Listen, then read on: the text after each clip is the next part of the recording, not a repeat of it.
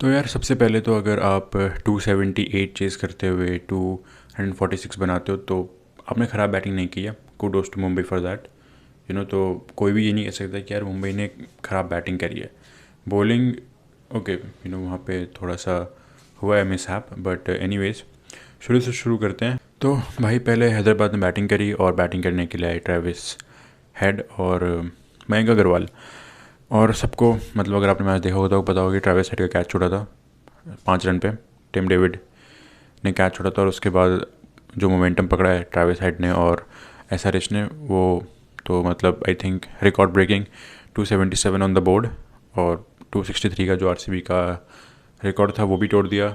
और आई थिंक वो जो एक मोमेंटम बना वहाँ से जहाँ पे कैच छूटा, आई थिंक वो टर्निंग पॉइंट था गेम का।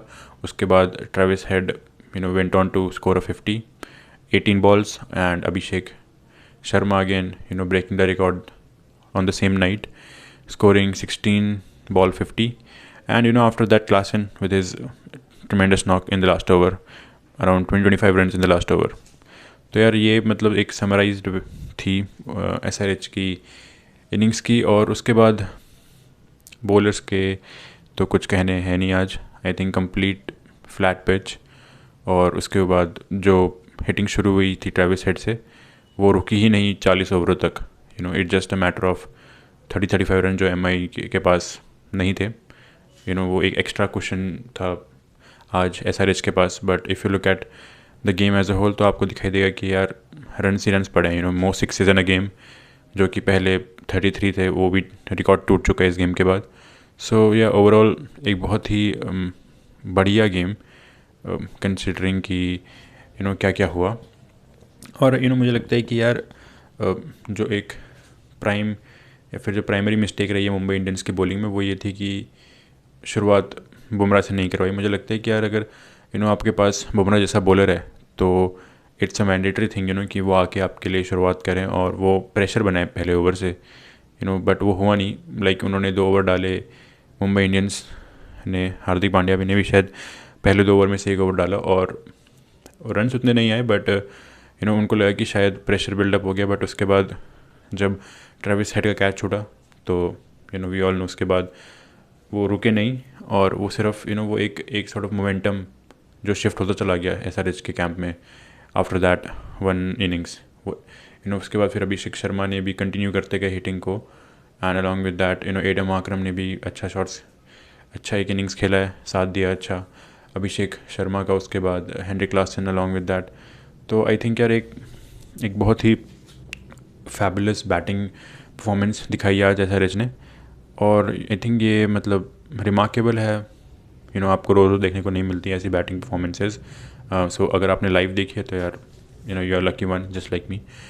तो या और उसके बाद बॉलिंग के बारे में कुछ क्या ही कहेंगे। मतलब जैसे मैंने पहले बताया कि बुमराह को नहीं मिला वो ओवर, और जब तक बुमराह आते अपने स्पेल्स में तब तक वो जो डैमेज था वो शुरू हो गया था। और बाद में भी दिख रहा था कि वो रियलाइज़ कर रहे हैं कि अब सिर्फ डैमेज कंट्रोल हो सकता है उस एक पॉइंट से। बट अगेन जब तक जसप्रीत बुमराह वहाँ पर आते डैमेज बहुत ज़्यादा हो चुका था कि वो उसको किसी भी तरीके से कंट्रोल कर सकते हैं। And after the first 20 overs they were at a massive 277 runs. और लाइक ये हमेशा एक बहुत ही इंटरेस्टिंग चीज़ रहती है कि जब भी कोई टीम इतना बड़ा स्कोर कर देती है तो उसके बाद कोई आके उसको चेज़ करता है। तो as a fan of the game मैं तो हमेशा ये ही कोशिश करता हूँ कि यार मतलब एक होपफुल ऑप्टिमिज्म रखने की कोशिश करता हूँ कि यार कितने रन बना सकते हैं। तो मैं वही सोच रहा था कि यार अगर आज 200 रन भी बना देते हैं ना मुंबई इंडियंस तो मेरे लिए वो एक विन विन है। क्योंकि यार आप अगर एक उस प्रेशर में सकम नहीं होते हो और एक ऐसा मैच जहाँ पे आपका आस्किंग रेट ही 14 के अराउंड है, वहाँ पे आप अगर 10 के रन रेट से भी 20 ओवर तक चल रहे हो तो आई थिंक यार आप एज अ बैटिंग यूनिट तो आपने अच्छा परफॉर्म किया है, राइट। और वही चीज़ हमको देखने को मिली in the starting. Rohit Sharma, Ishan Kishan fabulous start, 3 over में 50 कर दिए। आई थिंक वो एक मतलब ऐसा स्टार्ट आप इमेजिन करते हो, ड्रीम करते हो कभी जब आप एक बड़ा स्कोर चेज कर रहे हो बट स्टिल ये स्कोर 278 था। टफ है। और लेकिन जिस तरीके से मुझे लगता है कि आफ्टर ईशान किशन आउट हुआ, रोहित शर्मा आउट हुए, और उसके बाद तिलक वर्मा ने जो इनिंग्स खेली, आई मीन वो भी एक बहुत बड़ा टर्निंग पॉइंट थी इस मैच में. मतलब not contributing to M I's win, but मुझे लगता है कि यार उसने एम आई को बना के रखा उस गेम में एटलीस्ट 12-13 ओवर तक, जब तक तिलक वर्मा क्रीज पे थे. सो या अलॉन्ग विद दैट नमन धीर was also playing with him. दोनों ने मिलकर काफ़ी अच्छी पार्टनरशिप करी. तिलक वर्मा ने शायद वो रन रेट को कभी भी 15 हो जाने ही नहीं दिया. जो आस्किंग रेट 14 का था वो एक पॉइंट पे फिर 13 साढ़े 13 तक आ गया था, thanks to his 6 hitting abilities. और उसके बाद मुझे लगता है जब वो आउट हुए अराउंड ही स्कोर अराउंड 64, मतलब कुछ 7-65 रन बनाए उन्होंने 30-35 गेंदों में. उसके बाद थोड़ा सा वो आस्किंग रेट बढ़ता गया एंड थोड़ा सा पॉइंट जब वो 15 हो गया था. और फिर उसके बाद एक फेज़ आया, राइट, जो हम अक्सर बात करते हैं T20 क्रिकेट में कि यार वो एक 2-3 ओवर का फेज़ जहाँ पे गेम बदलता है. और वो आई थिंक वो जो 2-3 ओवर का फेज़ है जहाँ पे मुंबई इंडियंस के लिए बाउंड्रीज नहीं आई, बिल्कुल वो एक सिंगल थे. एक अच्छा ओवर आया भुवनेश्वर कुमार का सिर्फ 5 रन का, पैट कमिंस ने एक अच्छा ओवर डाला, विकेट भी लिया. सो या उसके बाद I think complete sort of game shift हो गया SRH की तरफ. एंड फिर उसके बाद it was side of an formalities ही रह गई थी इस गेम में. या और हाँ, टिम डेविड आए बैटिंग करने के लिए, कुछ अच्छे शॉट्स खेले, अच्छे स्ट्राइक रन बनाए. But on the other hand Hardik Pandya मतलब उस तरीके से परफॉर्म नहीं कर पाए. स्टार्टिंग करी अच्छी काफ़ी, एक छक्का मारा, एक चौका मारा आते ही. बट अगेन जो डिमांड थी, जो एक आस्किंग रेट था, उसको फुलफ़िल नहीं कर पाए टुडे. या एंड उसके बाद जैसे जैसे आगे बढ़ते गए, it was more of like a seal game for SRH. And yeah in the end they one by 31 runs. So कभी कभी things like this happen, games like this happen, जहाँ पे आप 246 बनाते हैं 20 ओवर्स में, बट यू लूज़.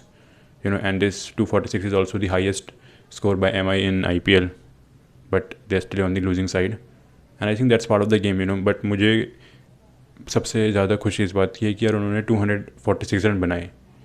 उन्होंने they didn't succumb to circumstances कि यार 180 में ऑल आउट हो गए या 160 में ऑल आउट हो गए, जो कि अक्सर होता है. जब भी कोई भी टीम 200-220 चीज़ करती है तो वो बहुत मुश्किल होता है कि वहाँ तक वो उस थ्रेशोल्ड तक पहुँच पाए एटलीस्ट. तो एज पर्सनली मुझे तो यार बहुत अच्छी बैटिंग लगी MI की कि वो यहाँ तक आए, 240-245 तक बनाए.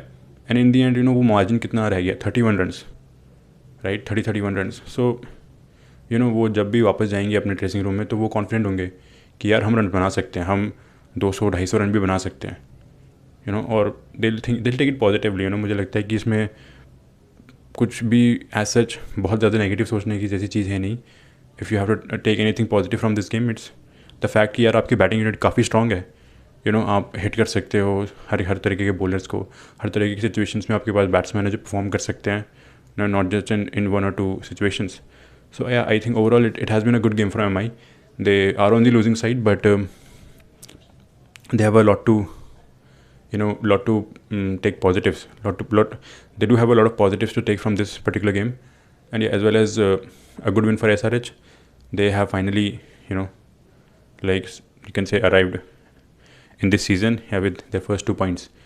So and great run rate too यार, यहाँ से रन रेट भी काफ़ी बढ़िया है उनका, और जो कि शायद हेल्प करेगा अगर कहीं पे रन रेट का ऐसा मामला आता है जहाँ पे रन रेट डिसाइडिंग फैक्टर होगा कि कौन टॉप 4 में मूव करेगा और कौन नहीं. आई होप कि यार ये वो इस तरीके का परफॉर्मेंस कंटिन्यू रख पाएँ, क्योंकि पिछले कुछ सीजन्स अच्छे नहीं गए हैं उनके लिए भी. और मतलब हालांकि MI के लिए भी अच्छे नहीं गए, but MI has still been sort of manage themselves to keep in themselves in top 4. Last year भी एलिमिनेटर तक गए थे, बट SRH के लिए उतना अच्छा सीज़न नहीं रहे हैं कुछ. सिंस आई लास्ट रिमेंबर जो उनका अच्छा सीज़न था वो शायद 2018 आई रिमेंबर, जहाँ पे वो फाइनल्स तक गए थे. और फिर 2020 आई डोंट इवन रिमेंबर उसके बाद कौन सा अच्छा सीज़न रहा है उनके लिए. Yeah I mean overall it was a good game, और congratulations to SRH. I mean great batting performance all over. Bowling फिर भी मैं यही कहूँगा कि यार अगर यहाँ से आप देखोगे तो यार उन्होंने भी 246 रन खा लिए. तो बॉलिंग तो यार अगर अच्छी नहीं हुई है कहीं किसी भी एंड से, राइट, एक्सेप्ट अगर आप किसी एक बॉलर को अगर आप इस पूरी लिस्ट में देखेंगे तो आपको दिखाई देगा कि Jasprit Bumrah has stand out in this list of bowlers today. उनको शायद सबसे कम रन्स पड़े हैं एंड विकेट्स नहीं मिले, but still he has been really economical and he is one of those bowlers जो कि आते हैं और अपना काम करके जाते हैं। उनको पता है कि उनसे क्या एक्सपेक्टेड है और अपनी एक्सपेक्टेशंस को हमेशा पूरा करते हैं। अगर उसके अलावा देखें तो सभी बॉलर्स को बहुत मार पड़ी है।